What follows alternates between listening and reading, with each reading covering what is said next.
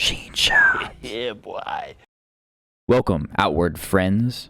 Today we are talking about magic. That's right. Outward has loads of very powerful magic. Whether you want to be a witch and hex people to death, or whether you want to shoot lightning balls, Outward has it all. The real question for today's video, however, is how do we get magic, or mana as it's called in this game? Originally, there was only one way. The first expansion added a much safer way to become a wizard, but it comes at a price. The first way to get magic is to go to the Conflux Mountain. This is the giant purple thing in the middle of Chersonese, the first town, or first area you show up in. The easiest way to get there is as follows. Exit town and look at the giant thing that you can see. It's got like spirals on it. This is the Conflux Mountain. That's where you want to head. Look a little to the east, not too much, just a slight to the right of it, and you should go all the way to this uphill area. You can go up right here. This will lead you straight to the mountain with very few enemies. The only things you may have to deal with are one or two hyenas that you can run away from, and maybe one or two bandits, but sometimes they're not even there. Drink a lot of water so you can get here pretty fast. And this is one of the entrances. The other entrance, some people think it's easier. I like this one better. So this is going to have the yellow flags on it, and it's going to be the fastest one you can get to. Go ahead and enter this door. You're going to show up on the other side, and there's going to be a holy mission guy right here. He is a very powerful NPC in this game. And he will actually help you. Go ahead and talk to him. He'll be really nice, tell you about all the stuff that's in the cave, and then he'll offer his assistance. Listen up. What you'll do is you'll walk out this door, and you want to grab these enemies' attentions. There's going to be 2 mantises and 1 troglodyte. Very important that you don't stay out here, because the troglodyte will shoot a confusion bullet at you. Now, sometimes this NPC, he will die. If he gets too many enemies on him, it's just nothing he can do. So what you want to do is try and keep one of the mantises on you. If you could do that, he should have enough health to take out these other 2. The mantises are really the only problem in this area. Troglodytes aren't too bad at the very beginning, but when you're this low level, these heavier enemies that take more damage to kill, they'll just trash you. So just do what I'm doing right here. Just keep running around. Sometimes more enemies will come up. You can attack every once in a while, but just make sure you're perfectly safe, because like I said, you don't have hardly any armor right now, and you can't do much damage. But like I was saying in the beginning, this guy, I mean, he's a tough NPC. Look, he's doing so much damage to these guys. He's only at half health now. He's been fighting 4 enemies this whole time. I jump in here a little bit to save him, just try and get some more enemies on my side. I don't even know how I didn't get hit there. That was crazy. But yeah, the Mantis he has some pretty long range attacks with those claws he's got there, so just be careful. Make sure you're staying away from him, not getting too greedy with your hits. And then just keep walking around until he slowly defeats all these enemies.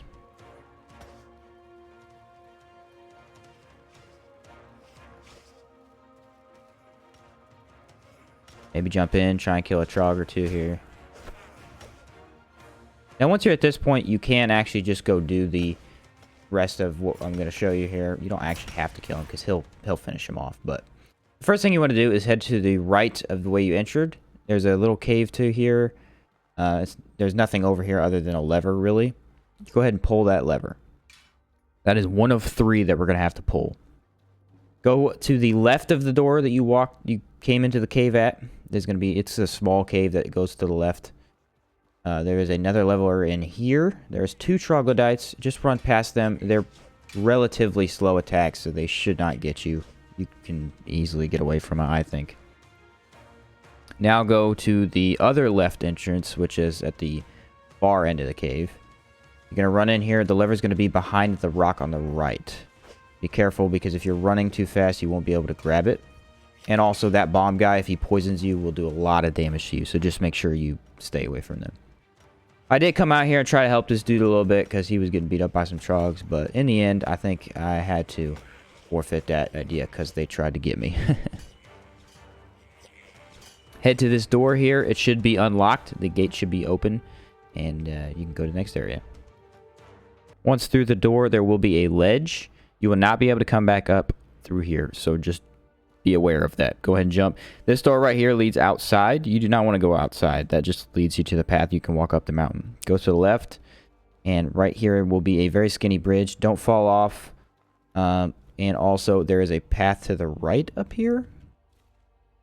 Once you're inside this cave, right about here to the right. Don't go down there. There's a dragon. You want to come back and kill him later. There is a chest you can get. So this is where you get mana. This is one of the best features in the game. I mean, you have to go get the mana. That's pretty neat.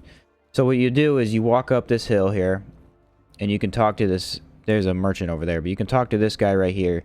He can tell you some stuff about the mana and give you a heads up. But you interact with this, and you can offer up health and stamina to get mana. So it takes away 5 and gives you 20 at a time. So it'll take away 5 health, 5 stamina, and give you 20 mana. I recommend only doing +2 or 3 at the beginning, just so that you can figure it out. I do not recommend not using mana at all. Mana is very important in this game and will save your butt a lot. You can go all the way up to 10 points. I don't recommend it. You only get 50 health and 50 stamina. You'll just be walking the whole game and dying repeatedly. It's a pain in the butt. But then you can go to this guy and he'll teach you a free magic skill. I recommend Reveal Souls, as it is more useful in the beginning game than the Fire Sigil. You can't really do much with the Fire Sigil with your low amount of mana. Give him 50 silver and he'll give you the Flamethrower skill. This, in my opinion, is the best skill in the game. It is phenomenal. You get to basically become a flamethrower. It's awesome. It does cost 15 mana. It costs quite a bit.